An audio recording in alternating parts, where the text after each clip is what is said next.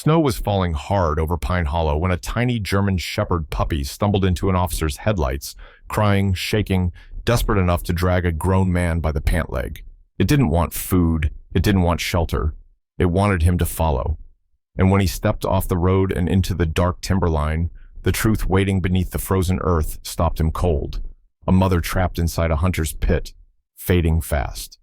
And a chain of events that would soon reach into his own home and heal a wound no medicine ever could. This wasn't a rescue. It was the beginning of something life-changing.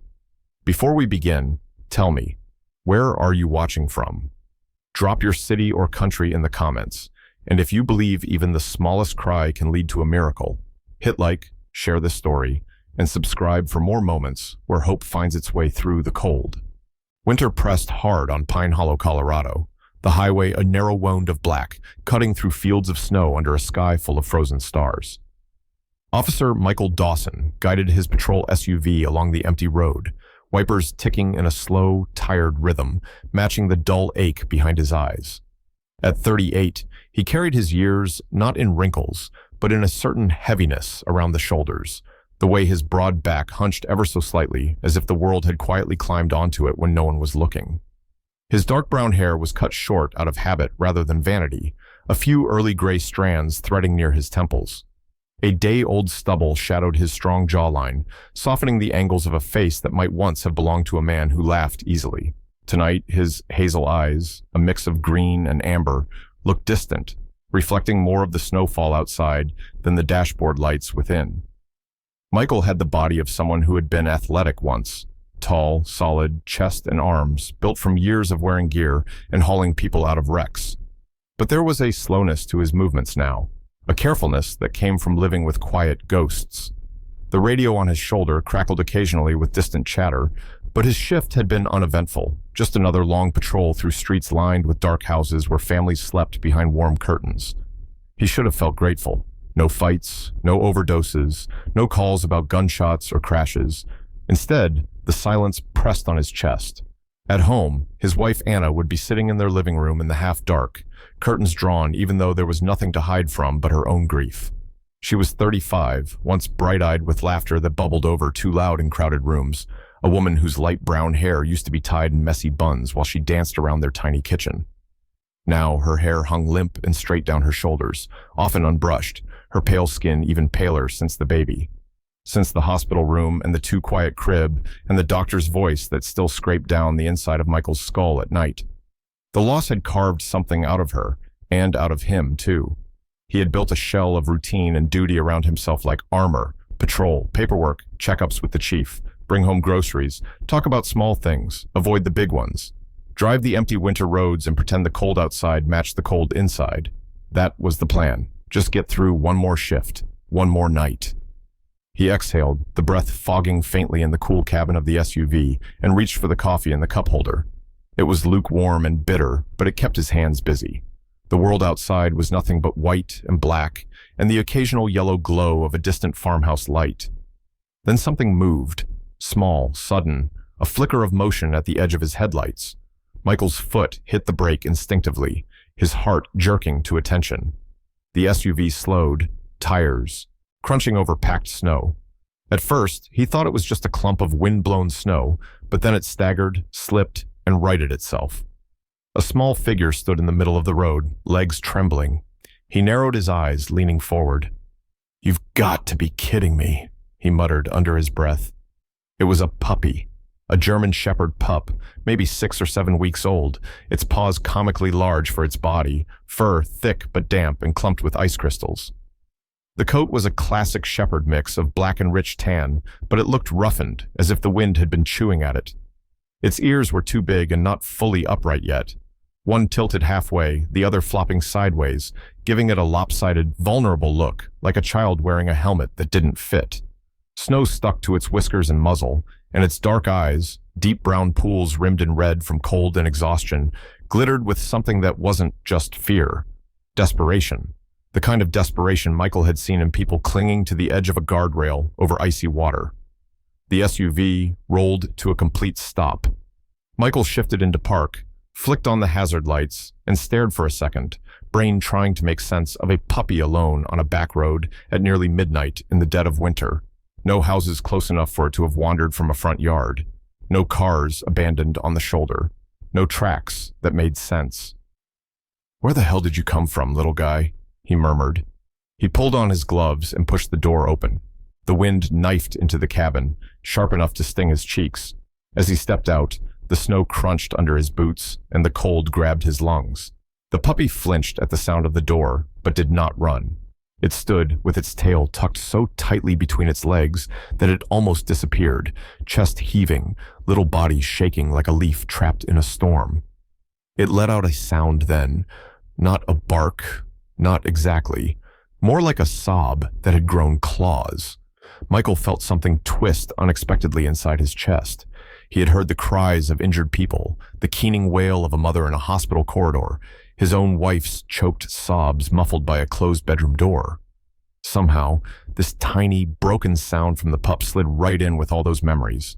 He crouched slowly, not wanting to scare it, one knee pressing into the frost-hardened road. "Hey there, buddy," he said softly, his voice shifting into the tone he used with frightened kids at car accidents. "It's okay. I'm not going to hurt you." Up close, he saw that the puppy's nose was dry and cracked, and the fur along its legs was wet and clumped with bits of frozen mud. This wasn't some pampered house pet that had slipped a collar for a midnight adventure. It had been out here a while. Alone, hungry. It took a slow, cautious step toward him, then another, snowflakes clinging to its lashes like tiny glass beads. Then, suddenly, with a burst of surprising energy, it lunged the last small distance and pressed its head against his shin, paws sliding in the slush. Tiny teeth caught on the fabric of his uniform pants, not hard enough to hurt, but firm enough to hold on. Michael blinked, momentarily stunned. The puppy tugged. Not much, just a little insistent pull, like a child grabbing at a sleeve. Then it let go, stepped back a few paces, and turned toward the darkness beyond the edge of the road. It looked over its shoulder, eyes searching his face, and barked, high, sharp, urgent. "You've got to be kidding me," he said again, but his voice was softer now, lined with something like dread. The pup barked once more, then trotted toward the tree line where the glow from his headlights dissolved into a wall of shadow. After a few steps, it stopped, glanced back, and let out a trembling whine. Michael's training told him to call it in, to wait, to not go wandering into the woods alone in the middle of the night. His logical brain cataloged the possibilities. Someone out there, maybe injured, maybe dangerous. Some trap or animal. Nothing at all, just a scared dog leading him nowhere. His emotional brain, the part he tried hard to keep locked behind the badge, the part that remembered Anna's vacant eyes and the tiny, silent bundle the nurse had carried away, whispered something else. That sound, that little cry. You've heard it before. You ignored it once and you lost everything. His jaw tightened. "All right, kid," he breathed, pushing himself upright. "You've got my attention." He grabbed his flashlight from the SUV, clipped his radio closer to his mouth, and stepped off the road. The snow at the edge was deeper, swallowing his boot up to the ankle with a soft, muffled whump. The puppy darted ahead, its tiny paws, pattering over the crust of snow, then disappearing where the ground dipped. The trees of Pine Hollow's outskirts loomed ahead, dark pines huddled together like silent sentinels. The wind sounded different under their branches, lower, almost like a murmur. Branches scraped against one another with skeletal fingers. As Michael crossed the threshold from road to woods, he felt the change like a physical thing. The world became smaller, sound swallowed by the thick coat of snow. His flashlight beam cut a narrow tunnel of pale light through the undergrowth, catching on drifting flakes and hanging breath. The puppy moved in bursts, rushing forward, then stopping to look back and whine if he slowed. "I'm coming," Michael muttered, more to steady himself than to reassure the dog. Each step, further from the road, made the hair on the back of his neck stand up. Old stories passed around the station flickered in his mind. Hunters leaving illegal traps, hikers breaking ankles on hidden ice, teenagers getting lost after drinking at bonfires. He scanned the ground for tracks, and soon they appeared, not just the tiny paw prints of the pup, but larger ones, deeper, older, adult German Shepherd tracks, leading in the same direction, half filled with new snow. Ahead, carried through the trees on a stray gust, came a sound that made his blood run cold. A low, broken growl that cracked midway, turning into a whimpering rasp. The sound of strength collapsing, of an animal that had been strong for too long, finally slipping. Michael's grip on the flashlight tightened, knuckles whitening under the glove. His heart began to hammer, adrenaline flooding his veins in a hot surge. Easy, he breathed to himself, moving faster now. The puppy launched forward with renewed urgency, tail still tucked, but steps more determined, as if sensing they were close. The sound came again, this time accompanied by a faint, frantic scratching, like claws raking against frozen earth. Michael swept his light left, right, then down, and the beam hit a patch of disturbed snow, a broken pattern of collapsed crust. A jagged hole yawned before him, partially masked by branches and powder, its edges lined with old wood and metal teeth half hidden by ice. A hunter's pit. Illegal. Deep. His stomach dropped. He edged closer and angled the light down.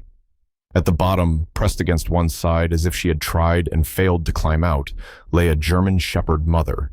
She was larger than the pup by far, a full-grown dog with a thick coat that should have been beautiful. Black saddle, tan legs and chest, a noble head, but now it was caked with dirt and blood and snow. One of her back legs was caught in the rusted jaws of a trap, metal biting into flesh, the fur around it matted dark. Her ribs showed through her sides when she breathed, each inhale a shallow shudder. Frost clung to her whiskers, and her eyes, amber and clouded with pain, lifted weakly toward the light. When she saw the puppy, she made a sound that was more spirit than body, a hoarse, broken whine that seemed to tear out of her chest. The pup answered with a strangled howl, circling the edge of the pit frantically before dropping to its belly and licking at her muzzle from above, as far as its small body could reach. Michael's breath caught. The raw, naked bond between them hit him harder than the cold ever could. Mother and child, separated by a few feet of air and a man-made hell. Something in his chest twisted, and for a moment he saw Anna's empty arms in that hospital bed, her fingers clutching at sheets that could not hold a heartbeat. Not again, he thought, the words forming like a quiet vow. Not if I can stop it. He dropped to one knee, scanning the edges of the pit, calculating quickly. The walls didn't look too steep for him to climb, but the trap would complicate everything. He would need to stabilize her leg, find a way to pry the jaws open, carry her out without making her bleed more. "Hey girl," he called softly, his voice rough with urgency and gentleness woven together. "Hang on, I've got you. Just a minute, okay? Just a minute." He clicked his radio. "Dispatch, this is Dawson. I've got an injured dog in a hunter's pit off County Road 7, near mile marker." The words died on his tongue. A sharp, narrow beam of light slid across the snow just beyond the trees, cutting through the darkness from a different angle than his own. It swept over the trunks, then paused, hovering there like an unblinking eye. Michael froze, every muscle going taut. Someone else was in the woods. Someone with a flashlight. Someone who had not said a word. The puppy went silent, ears flattening, body pressed low against the rim of the pit. For a heartbeat, the air itself seemed to stop moving. Michael killed his radio, the static choking off in his ear, and slowly turned his head toward the distant glow between the trees, his heart thudding so loudly he wondered if the unseen watcher could hear it. The beam of the unknown flashlight vanished as quickly as it had appeared, swallowed by the trees with a swiftness that made the silence feel heavier than before. Snowflakes drifted lazily through the frozen air, but Michael Dawson felt his pulse pounding too loudly to notice them. His breath came out in tight puffs, clouding the beam of his flashlight as he pivoted toward the sound of crunching footsteps fading into the woods. Whoever had been watching was gone now, running fast, but a lifetime of instinct told him chasing blindly into the dark would only add another body to the forest floor tonight. He forced himself to steady his breathing and turn back toward the pit. The puppy was trembling at the rim, paws splayed in the snow as if trying to anchor itself to the earth. Its wide eyes flicked between Michael and its trapped mother with frantic fear, each whine growing sharper, thinner, almost painful to hear. "I know," Michael murmured, the words barely audible over the wind. "I'm here." He knelt at the edge and aimed his flashlight downward again. The German Shepherd mother hadn't moved. Only her chest rose in shallow, ragged breaths, each exhale puffing a wisp of frost into the cold air. Her fur looked darker now, almost black where blood from her injured leg had seeped into it, staining the pristine snow beneath her. Her eyes fluttered open for a second, amber, glazed with pain, then fell closed again as another tremor went through her body. Michael swallowed the sickening wave of helplessness rising in his throat. Images flashed in his mind, Anna lying pale and silent in that narrow hospital bed, the doctor's eyes dim with apology, the still bundle he could never bring himself to hold. His hands, gloved though they were, shook. "Not this time," he muttered. "Not again. Not tonight." He dropped his flashlight into the snow, letting its beam illuminate the pit from above, and carefully climbed down, boots sliding against the frozen edges, until he reached the bottom. The smell of blood mixed with iron and the raw metallic scent of the trap, rusted but still cruelly effective. He approached slowly, palms out, not wanting to startle her. Up close, she looked even smaller than she had from above, still big for a shepherd, but diminished by hunger, cold, and pain. She was maybe 4 or 5 years old, full-grown but worn down, ribs sharp under her fur. Not wild, he realized. Her coat, despite the blood and dirt, had a softness that suggested she had known human care once. Not recently, but once. "Hey, girl," he whispered, lowering himself beside her. "I've got you." The dog's ears twitched faintly at his voice. Her breathing hitched. Michael examined the trap, teeth metal, old, likely illegal, and felt anger pulse hot beneath his skin. Someone had set this out here on purpose. Someone careless enough to hurt anything that wandered near it, including a mother trying to protect her pup. With one hand, he stabilized her injured leg, feeling her tense and then sag as exhaustion overtook instinct. With the other, he gripped the trap's frozen metal jaws. His gloves slipped. He repositioned and pushed harder, arms trembling. The metal resisted, screeching faintly under the pressure. His shoulders burned, his breath tearing out in harsh bursts. "Come on," he growled through clenched teeth. Finally, with a groan like old bones snapping, the trap shifted just enough. The dog whimpered sharply, but her leg slid free. Blood welled instantly. Michael scooped her into his arms before she could collapse further. She weighed less than she should have, far less. Her once strong muscles weakened by days or weeks of struggle and starvation. He didn't let himself think about how long she had been down here, or how many times the puppy might have returned alone to lick her wounds and cry for help that never came. "Hang on," he whispered, cradling her against his chest. "I've got you. You're okay." Snow blew into the pit as he climbed out, boots slipping once before he caught himself. The puppy danced anxiously beside him as he reached the top, its tiny form vibrating with both hope and terror. When it saw its mother in his arms, it let out a quivering cry and pressed itself against her dangling paw. "Come on, buddy," Michael murmured. "Stay close." He trudged through the snow toward the road, each step a battle against the cold wind and the weight of the limp, bleeding dog in his arms. The puppy stayed glued to his heels, occasionally stumbling, but always scrambling back up, driven by something fierce and pure. By the time they reached the SUV, Michael's muscles burned, but he didn't let himself slow down. He laid the mother carefully across the back seat, grabbing his emergency thermal blanket from the trunk and wrapping it around her. She shivered, barely conscious. The puppy leapt into the car before he could lift it, scrambling up beside her, pressing its tiny face into her neck. "You're doing good," Michael said softly, voice cracking. "You both held on long enough." He slammed the door, sprinted around to the driver's seat, and turned the key so hard it almost snapped. The engine roared to life. Snow sprayed behind the tires as he sped down the road toward Pine Hollow's veterinary clinic, red and blue lights slicing through the trees. It felt like the longest drive of his life. Every few seconds, he checked the rearview mirror, watching for the shallow rise of her chest, watching the puppy lick her nose over and over, as if refusing to let her slip away. And then, finally, the bright, warm glow of Pine Hollow Animal Health Center appeared through the swirling snow. Dr. Catherine Harper met him at the door before he even finished parking. She was in her mid-40s, a woman with sharp cheekbones softened by laugh lines, though her expression tonight was taut with urgency. Her dark hair, streaked with early silver, was tied back in a low braid that swung as she hurried. She wore a deep green scrub top under a thick quilted vest, snow boots instead of clinic shoes, a sign she had been closing up for the night.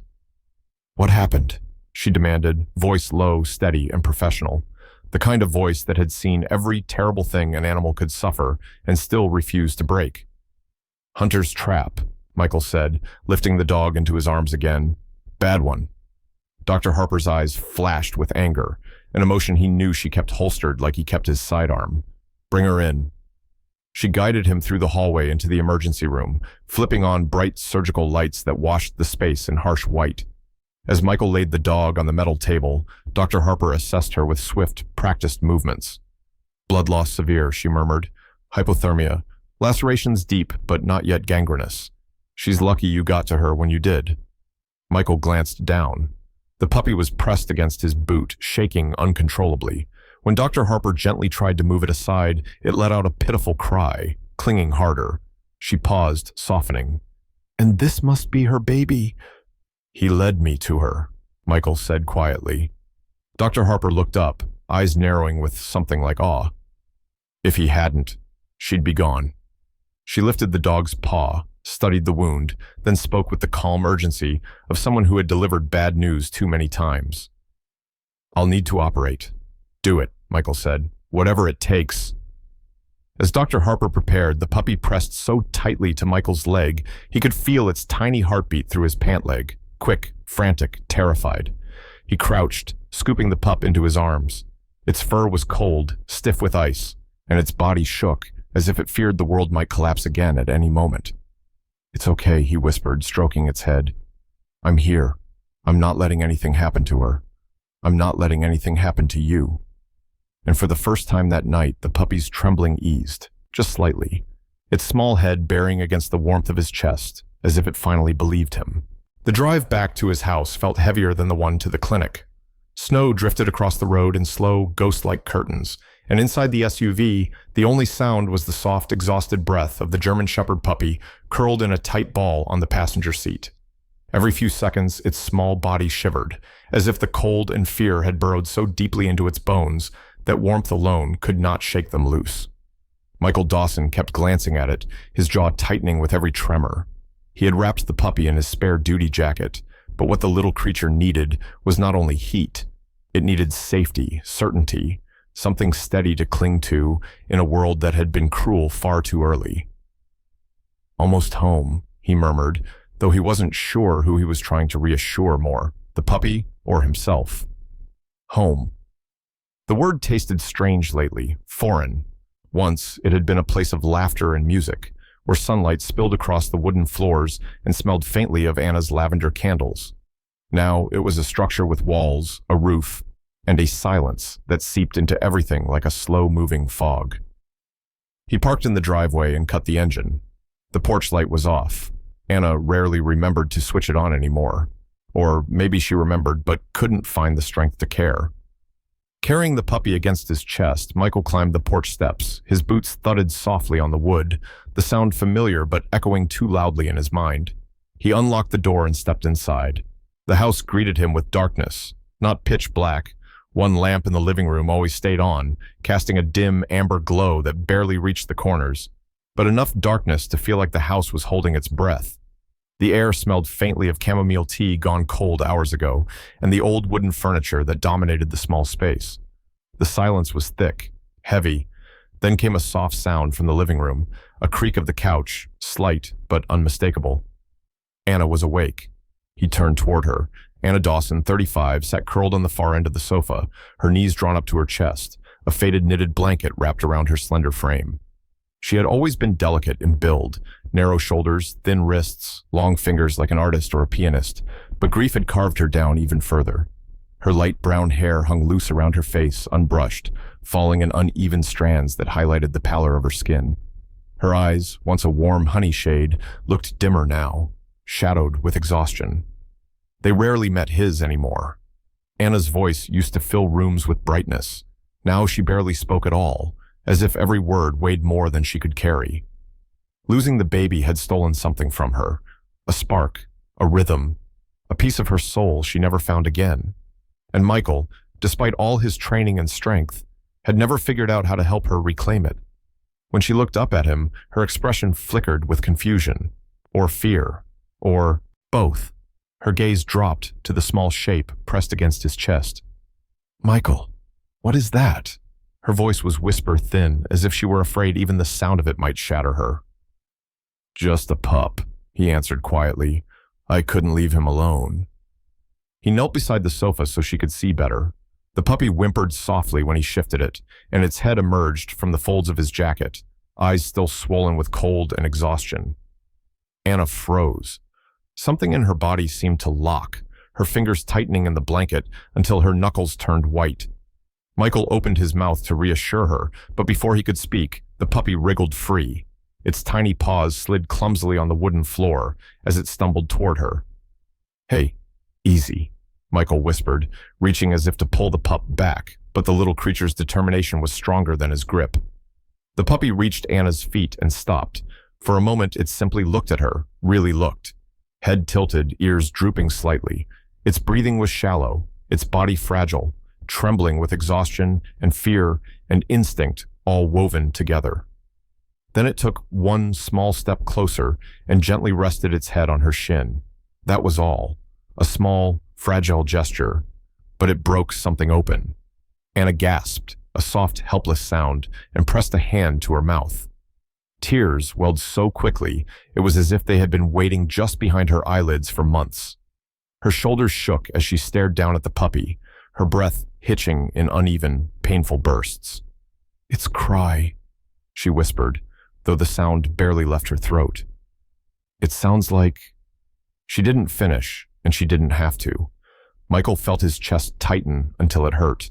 He sat beside her slowly, careful not to startle either of them. The puppy nuzzled against her leg again, as if apologizing for every wound the world had carved into her, as if offering the smallest piece of comfort a tiny, trembling body could give. Anna choked on a sob and reached out with trembling fingers. When her hand brushed the pup's head, something in her seemed to collapse and straighten all at once, pain and relief fighting for space inside her fragile frame. For the first time in months, she didn't pull her hand away. She let herself feel. She let herself break. Michael watched, breath caught somewhere deep inside him. He didn't speak, not because he didn't have words, but because the moment felt too sacred for them. The puppy curled at Anna's feet, closing its eyes as if it had finally found the safest place in the world. In the dim light of the living room, with snow falling silently outside and the shadows still clinging to the corners, Michael realized something. Maybe this wasn't just an animal rescue. Maybe this was the first flicker of light in a house that had been dark for far too long. And maybe, just maybe, he was watching the first crack appear in the wall that grief had built around his wife's heart. Snow softened in the days that followed, melting around the edges of Pine Hollow like winter itself had decided to loosen its grip. But inside the Pine Hollow Animal Health Center, warmth came from a different source entirely. Michael Dawson stood beside the recovery kennel, watching the German Shepherd mother, still unnamed, lift her head for the first time with strength rather than mere instinct. Her fur, though still thin around the surgical site, had regained a faint sheen. The hollow lines beneath her ribs had begun to fill, and her eyes, the deep amber eyes clouded with agony the night he found her, now held something far brighter: determination. Dr. Catherine Harper adjusted the chart clipped to the kennel door. Her brow relaxed for the first time in days. She had always been a woman whose face showed everything she felt: anger in the hard line of her mouth when talking about hunters' traps, tenderness in the softening around her dark eyes when tending to wounded strays. Tonight, relief formed the dominant note in her features. "She's strong," Dr. Harper said, pushing a strand of silver-streaked hair behind her ear. "Stronger than I expected, especially considering the blood loss. Some animals give up when trauma lingers too long. But this one," she tapped the chart lightly, "this one fought like someone was waiting for her." Michael didn't say anything, didn't trust his voice not to break at the truth of that. He thought of the puppy, now sleeping on his couch at home, curled into a ball small enough to fit into the corner of a blanket. The pup had cried the first day, whimpered the second, then pressed itself firmly against Anna on the third, as if it had chosen its place in the world and refused to move. He cleared his throat. "Is she ready to come home?" Dr. Harper nodded. Yes, carefully. She'll still need rest, warmth, light walking only. No stairs for a while. She paused before adding, but she's ready for her family. The word family struck him harder than he expected. It wasn't a word he had allowed himself to imagine in months, not since the house had fallen quiet behind Anna's silence. But he nodded anyway and crouched to meet the shepherd's gaze. Ready to go home, girl? Her ears flicked, a soft, low rumble, not a growl, but a sound of recognition, vibrated in her chest. When he slipped the padded harness over her shoulders, she didn't resist. She simply leaned into his leg, trusting him in a way that made something tighten painfully in his throat. The drive home felt impossibly long. Every turn made him wonder if he was doing the right thing, if bringing another living creature into that quiet, fragile home was wise, if Anna was ready, if he was. But when he pushed open the front door, all hesitation evaporated, because the puppy was waiting. It bolted from the living room the moment it heard the door, ears too big for its head, paws skidding loudly across the hardwood floor. It crashed into Michael's boots before barking in short, frantic bursts at the sight of its mother. The shepherd mother stepped inside slowly, carefully, almost ceremonially. The puppy bounced around her legs, sniffing, whining, licking every inch of her fur it could reach. And then something unexpected happened. Instead of following her pup's frantic excitement, the shepherd mother lifted her head and looked past Michael, toward the hallway, toward Anna. She stood there, half hidden in the shadow of the doorway. Her frame was still thin beneath her sweater, her light brown hair loosely tied in a low knot that she hadn't bothered straightening. Her eyes, always dim these past months, widened slightly. The shepherd mother took one slow step forward. Her gait was uneven from the healing leg, but she moved with purpose, with recognition, as if sensing something deeper than scent or sound, as if seeing not a stranger, but a wounded soul like her.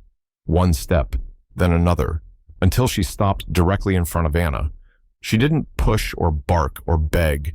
She simply stood there, tall, steady, warm, lowering her head slightly, the way an animal acknowledges another being's pain. Anna's breath hitched. Her hands clutched the fabric of her sweater, pulling it tight against her chest. She looked terrified, not of the dog, but of her own reaction. But the shepherd mother's eyes softened, warm amber, quiet understanding, pain recognizing pain. Slowly, Anna knelt. Her fingers hovered in the air for a heartbeat, then rested gently on the dog's head, and the shepherd closed her eyes. A single tear slipped down Anna's cheek, then another. Michael felt his lungs loosen, letting in air he hadn't realized he'd been holding. The puppy, impatient with emotion, darted forward and nudged Anna's knee with an eager whine. She laughed, a quiet, fragile sound, but a laugh nonetheless. And in that moment, something shifted. The house, once silent and cold, hummed softly with life. Over the next days, the change continued. Anna stepped out of the bedroom earlier each morning. She prepared small meals for the puppy, kneeling on the kitchen floor to watch it clumsily chase kibble. She brushed the shepherd mother's fur, her fingers careful around the healing wound, and each night, when sleep eluded her, as it often had since the baby, she found the shepherd lying beside her bed, resting her head on the rug, as if keeping silent vigil. As if whispering, "I know the shape of your grief. You're not alone." And little by little, the house began to glow again. Lamps stayed on longer. Curtains opened to let in the sun. The air warmed, not from the heater, but from something that had been missing for too long: connection. By the fifth night, Michael walked down the hallway and found Anna sitting on the floor, the shepherd mother's head in her lap, the puppy sleeping curled against her hip. And she was smiling. Small, trembling, but real. For the first time in months, he let himself believe in healing, in hope, in family. Unexpected, unplanned, but somehow perfectly placed. Morning arrived gently over Pine Hollow, the kind of winter morning where the world seemed to hold its breath beneath a thin veil of frost. Soft sunlight filtered through the kitchen window of the Dawson home, pale gold brushing over the wooden cabinets and the tiled floor. The house was quiet, but not with the hollow silence that had once made the walls feel like tombstones. This quiet felt warm, like the gentle hush of a room where someone is sleeping peacefully. Anna Dawson stepped into the kitchen, her hair tied loosely at the nape of her neck. She was still slender, Grief had etched that frailty into her bones, but her posture had changed over the weeks. Where she once moved like a ghost drifting through the house, today her steps were grounded, real. Her skin, once drained of color, held a faint rosy tint now from sleeping better and crying less. Her eyes, still carrying shadows, had begun to soften again, the honey-brown hue catching light instead of absorbing it. She opened the door slowly, rubbing her arms against the chill, ready to start another ordinary morning, pour water into the kettle, prepare the quiet breakfast she and Michael rarely spoke over. But the moment she entered the room fully, she froze. On the worn gray rug beneath the window, the German Shepherd mother and her puppy slept curled together in a bundle of fur. The mother, now stronger, the wound on her leg healing beneath thickening fur, lay on her side with her long, elegant muzzle resting protectively over her pup. Her coat had regained much of its shine, the black and tan blending into the soft morning light. The puppy, small and comically round for its age, had wedged itself so deeply into the curve of her belly that they appeared as one creature, breathing in perfect rhythm. Anna's chest tightened, not with grief, but with something warmer, something aching in a different way. Her fingers fluttered to her lips, and for a moment she couldn't breathe. The sight was too gentle, too pure, too reminiscent of something she had lost, and yet, unexpectedly, a reminder that some forms of love still survived in the world. Her knees weakened slightly, and she reached for the counter to steady herself. She didn't cry. Not this time. Instead, her heart unraveled quietly inside her chest like a thawing river cracking under the sun. Michael entered a moment later, still in his sleep shirt, gray cotton, sleeves rolled to his elbows. At 38, he carried a rugged handsomeness shaped by years of service. Strong shoulders, steady hands, faint stubble shadowing his jawline. His hazel eyes went immediately to Anna, then to the dogs, then back to her, cautious, hopeful, afraid to break whatever delicate emotion she was holding. She turned to him slowly, and he braced himself, unsure whether she would crumble or withdraw. Instead, she whispered, "We should keep them. I think I'm ready for a family again." Her voice trembled, but not from fear, from awakening. Michael's breath hitched. He stared at her, his eyes filling with something raw, something he had kept buried under uniform and duty, and endless nights of trying not to feel. He swallowed hard, nodding once, then again, like a man afraid the moment would vanish if he moved too quickly. A soft smile pulled at the corners of his mouth, small, cracked by emotion, but real, and in his eyes, a sheen of tears glimmered. The puppy stirred then, stretching its tiny legs before scrambling upright with all the clumsy enthusiasm of youth. It bounded toward Michael, tail whipping wildly, nails skittering across the floor. The mother rose more slowly, stretching her long back and giving Anna a gentle, almost reverent look, a look that seemed to say thank you without sound. "We should name them," Anna murmured, brushing a hand over the mother dog's head. Her fingers no longer trembled with fear, they moved with affection, grounding her in the present. Michael crouched beside her. "What do you want to call them?" Anna looked into the mother's warm amber eyes, eyes that had watched over her in the dark, brought her comfort when nightmares clawed at her throat, eyes that had sat in the threshold of her grief without ever demanding anything. "Luna," she said softly. "She feels like the moon, quiet, steady, guiding you in the dark." Michael smiled. "Luna it is." The puppy barked sharply, jumping against his leg, demanding attention. Anna laughed, an actual laugh, light and shaky, but laughter nonetheless. "And him?" Michael scooped the pup up, holding him under the belly. "He looks like trouble," he teased, rubbing his cheek against the pup's warm head. "How about Baxter?" The puppy licked his chin as if in agreement. From that moment forward, Luna and Baxter were no longer guests. They were family. In the days that followed, Luna became Anna's silent guardian.